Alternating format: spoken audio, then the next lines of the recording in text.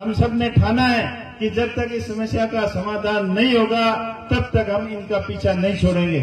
तानाशाही चल रही है, इस तरह का इनका गुंडा तंत्र चल रहा है, इस तरह की इनकी दादागिरी चल रही है। सब हमारी मांग कोई इनसे कोई बड़ी नहीं है। मांग पत्र आपको आपके सामने और आपको हमने बताया था। हमारी मांग एक ही है, ये न्याय दिला दो। ये दूषित पानी के लिए, दूषित पानी बंद कैसे हो, इसके लिए कोई योजना प्रॉपर रूप से इन लोगों के बीच में बता लो। हम लोगों ने बहुत समय से बंद कमरों की बातें सुनी। हम इस बार बात सुनना चाहते हैं तो खुले मंच की बात सुनना चाहते हैं, लोगों के बीच में बात हो, ऐसी बात सुनना चाहते हैं। इसके लिए हम आपका इंतजार कर रहे थे। हम इंतजार इसलिए कर रहे थे कि हमें भरोसा है कि जो काम किसी से नहीं हुआ वो काम हमेशा आपने किया है, आपने उस काम को पार लगाया है। हम इंतजार इसलिए कर रहे थे कि जो ये वन्य जीव खत्म हुए हैं, जो हिरण खत्म हुए हैं, उनको न्याय दिलाओगे आप।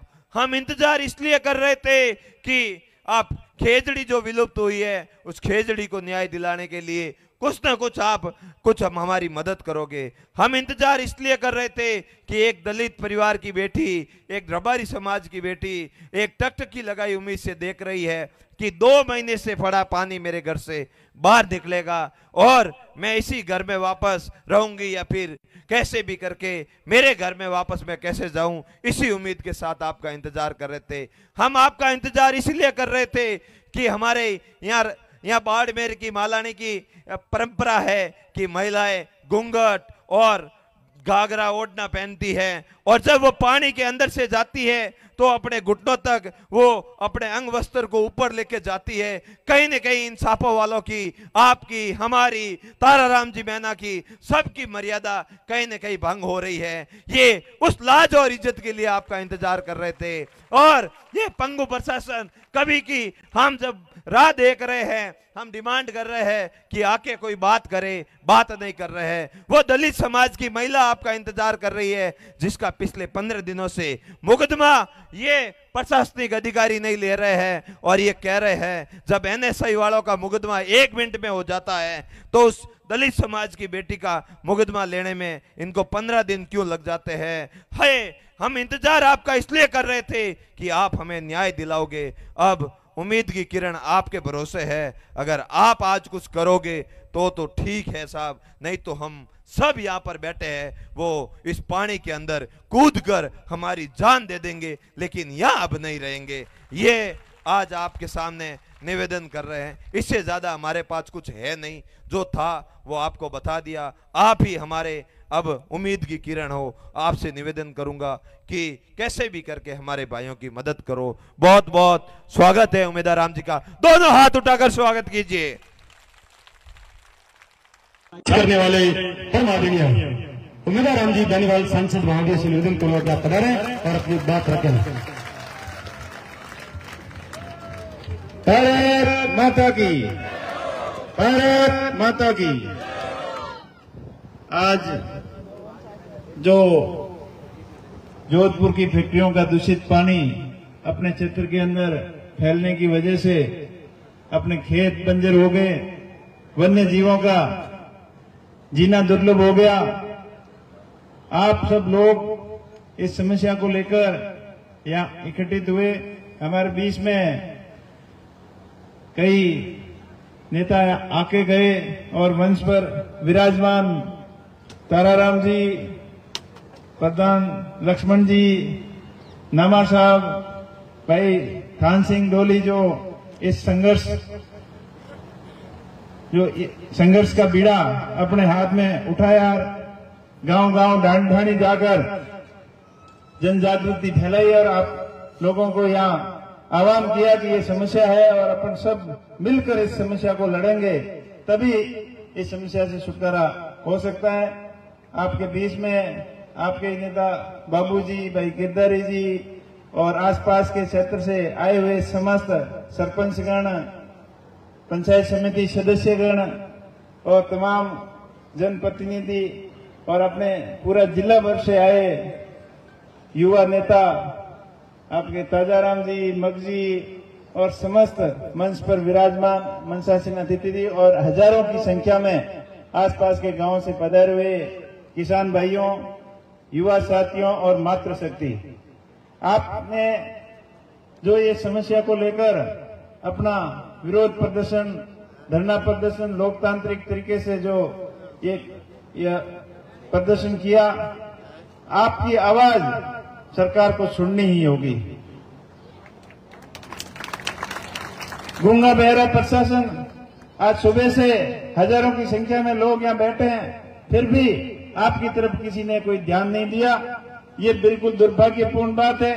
और जब भी आपने मांग उठाई अपने हक और अधिकारों की, तो आपको मुकदमों की वजह से, मुकदमे दर्ज करने के डर से आपको डराया गया। लेकिन मैं आपको विश्वास दिलाता हूं कि आपको किसी भी चीज से डरने की जरूरत नहीं है। कोई नेता आ जाए, कोई प्रशासनिक अधिकारी आ जाए, लेकिन आप किसी से कोई भीख नहीं मांग रहे हो, आप अपना हक मांग रहे हो। और हक और अधिकार के लिए लड़ना, लोकतांत्रिक तरीके से संघर्ष करना हमारा अधिकार है, हक है। हमारे मूलभूत अधिकारों के अंदर हनन हो रहा है, खुलेआम लोगों के स्वास्थ्य के साथ में खिलवाड़ हो रहा है। हम नहीं चाहते हैं कि इस तरीके से हो, और हम ये भी नहीं चाहते हैं कि फैक्ट्रियां नहीं चलनी चाहिए। फैक्ट्रियां भी चलनी चाहिए, लेकिन लोगों के स्वास्थ्य के साथ में खिलवाड़ बिल्कुल नहीं होना चाहिए। जो भी फैक्ट्रियां प्रदूषण फैला रही है, गंदा पानी सीवरेज के अंदर छोड़ रही है, नालों के अंदर छोड़ रही है, उनके ऊपर अंकुश लगाना सरकार का दायित्व होता है। और ये समस्या आज की नहीं है, पिछले 15 साल से इस समस्या से आप लोग जूझ रहे हो। और जब भी विरोध प्रदर्शन, धरना प्रदर्शन होता है, तो खाली आपको आश्वासन के अलावा कुछ नहीं मिलता है। जब भी आप प्रदर्शन करते हो तो आश्वासन मिलता है कि हम इसका समाधान करेंगे, कहते कहते आज 15 साल से भी अधिक समय हो गया। लेकिन ये समस्या दिन प्रतिदिन आए साल विकट समस्या का रूप धारण करती जा रही है, क्योंकि अवैध फैक्ट्रियों के ऊपर सरकार का कंट्रोल नहीं है। फैक्ट्रियों वाले इतने निरंकुश हो गए कि न तो वो हाईकोर्ट का ऑर्डर मानते हैं, न एनजीटी का ऑर्डर मानते हैं, न ही कोई सरकार की सुन रहे हैं वो। और सुनने क्यों नहीं? क्योंकि सरकार के भ्रष्ट अधिकारियों की मिलीभगती है। वो उनको वैसे ही कागजों के अंदर सर्टिफिकेट इश्यू कर देते हैं, पोल्यूशन कंट्रोल बोर्ड का सर्टिफिकेट ले आते हैं, और जो जितनी कैपेसिटी का लाइसेंस लेके आते हैं उससे कई गुना ज्यादा पोल्यूशन फैलाते हैं। वो हजारों एमएलडी का दूषित पानी इन नालों के अंदर छोड़ दिया जाता है, और बरसात आती है तब ये समस्या विकट रूप धारण कर लेती है।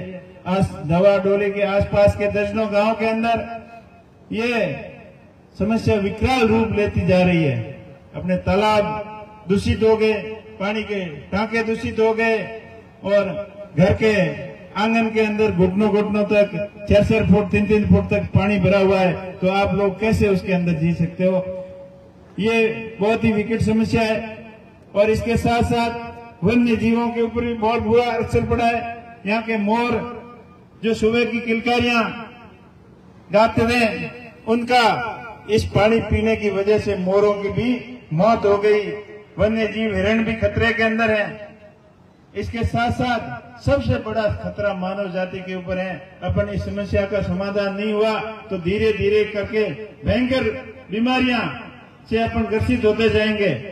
ऐसी लाइलाज बीमारियां इस पानी की वजह से अपने को आने वाली पीढ़ी असुरक्षित में हो जाएगी। इसलिए प्रशासन का दायित्व बनता है कि बड़ी कैपेसिटी के ट्रीटमेंट प्लांट लगाए, और जब तक ट्रीटमेंट प्लांट नहीं लगते हैं तब तक उस प्रदूषण फैलाने वाली फैक्ट्रियों को पाबंद करे, उनको रुकवाए, ताकि अपने स्वास्थ्य के साथ में ये खिलवाड़ नहीं हो। कहने के नाम पर बालोतरा हो, चाहे पाली हो, चाहे जोधपुर हो, ईटीपी, डब्ल्यूटीपी, एसटीपी, पता नहीं कितने कितने प्रकार के प्लांटों के नाम दिए हैं, और वो कागजों के अंदर ही चल रहे हैं। और धरातल के ऊपर वो ये प्लांट के अंदर ट्रीटमेंट बिल्कुल नहीं हो रहा है। और जो भी हो रहा है थोड़ा बहुत, उसकी कैपेसिटी मान लो 1000 लीटर की साफ करने की है, पानी ट्रीट करने की है, तो उसके अंदर 50,000 लीटर आता है, तो वो कहां से पानी ट्रीट होगा, कहां से साफ होगा? तो इन सभी समस्या के स्थायी समाधान के लिए बड़ी कैपेसिटी के ट्रीटमेंट प्लांट लगाने होंगे और पक्के नाले के माध्यम से इस पानी को कस के क्षेत्र तक ले जाना होगा, या सरकार ऐसी व्यवस्था करे कि एकदम शुद्ध पानी हो ताकि वापस फैक्ट्रियों के अंदर ही रीयूज आता रहे। पर बात करते हैं, अधिकारियों से बात करते हैं तो बताते हैं कि ये पानी तो ट्रीट कर देंगे, लेकिन इस पानी को कौन लेगा? और कौन लेगा भाई? गंदे पानी है, ट्रीटमेंट का सीवरेज का पानी आप कितना ही शुद्ध कर दोगे, तो आप कितना भी सर्टिफिकेट दे दोगे तो लोग नहीं मानेंगे इसको कि खेती में आ सकता है, पीने का आ सकता है। अगर इतना आप शुद्ध कर रहे हो तो इसी पानी को रिसाइकलिंग के लिए उन्हीं फैक्ट्रियों के अंदर भेजो ताकि वो अपने प्रोसीजर के अंदर ले और किसानों के खेतों के अंदर पानी बिल्कुल ना आए। ये बहुत विकट समस्या है और इसका स्थायी समाधान बहुत जरूरी है। पर इस बार हम सब ने ठाना है कि जब तक इस समस्या का समाधान नहीं होगा तब तक हम इनका पीछा नहीं छोड़ेंगे। मैंने आप लोगों की समस्या का पार्लियामेंट के अंदर भी उठाया और वहां आपकी बात मजबूती से रखी कि किसानों के खेतों के अंदर दूषित पानी जाने की वजह से कई हजारों एकड़ जमीन बंजर हो गई, वन्य जीवों का जीवन अस्तित्व खतरे में पड़ गया और मानव जीवन के लिए भी एक खतरा, आने वाली पीढ़ी के लिए बड़ा खतरा है। तो उन्होंने शायद सुना भी है, टीम भी भेजी है, लेकिन जब तक इस चीज का स्थायी समाधान नहीं होगा तब तक हम इसको कतई स्वीकार नहीं करेंगे। और प्रशासन को भी यहाँ आना होगा, अपने बीच में आकर आश्वासन देना होगा और काम भी करना होगा। खाली आश्वासनों से काम नहीं चलता। अब कहने को बोल रहे हैं कि हमारे डबल इंजन की सरकार है, आपके सारे डबल इंजन, दोनों इंजन मुझे तो फेल लग रहे हैं। इस पानी की बात करें, इसके साथ साथ में किसानों की बात करें, न तो आदान अनुदान के पैसे आए, ज्यादातर लोगों के न तो कृषि क्लेम के पैसे आए, खाली भाषणों के अंदर किसानों की हितैषी सरकार बनकर रह जाती है।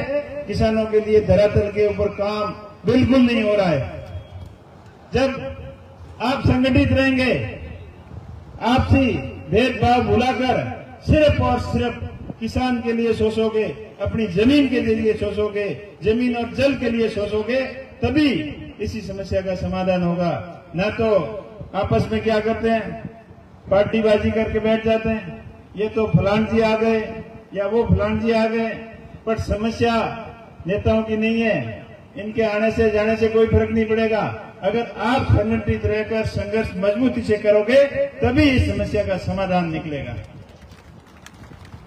आपको अपनी ताकत का एहसास कराना है, आपको मजबूर कर देना है सरकार को आके आपके सामने घुटने टेककर इस समस्या का जब तक स्थायी समाधान नहीं निकले तब तक आपको एक आवाज पर हजारों लाखों की संख्या में एकत्रित होकर सरकार का विरोध प्रदर्शन के लिए आपको हमेशा के लिए तैयार रहना है।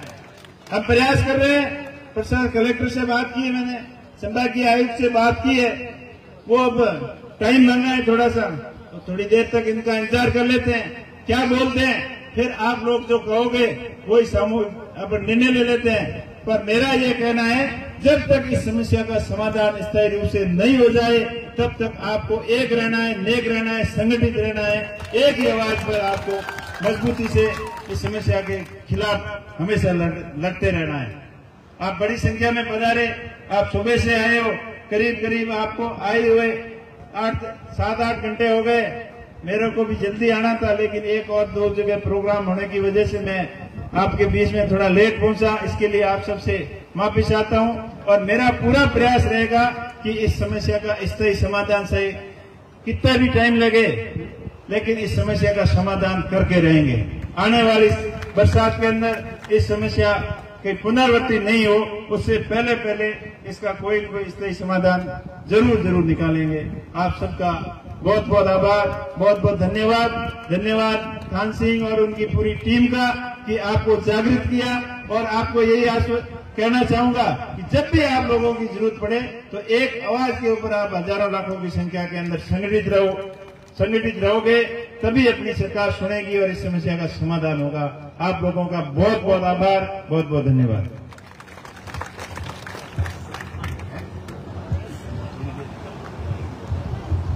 सभी भाई यही बैठे रहेंगे। देखो भाई, न्याय चाहिए तो यहाँ डटे रहना होगा, नहीं तो एमपी साहब को कहते हैं कि आप बात कर लेना, हम घर जाते हैं। भाई यही हुआ, अपने को सुबह से जैसे बैठे हैं वैसे बैठे रहना है। अब बात चल रही है, क्या बात निकल के आती है उसके बाद आगे की रणनीति तय करेंगे। कोई भाई इधर का उधर नहीं होगा। सभी रेडी हो? अलबे थोड़ा गिवड़ा बनानी पाछा बुला हो रहा है, गरम गाय विधि दुआ आरती है।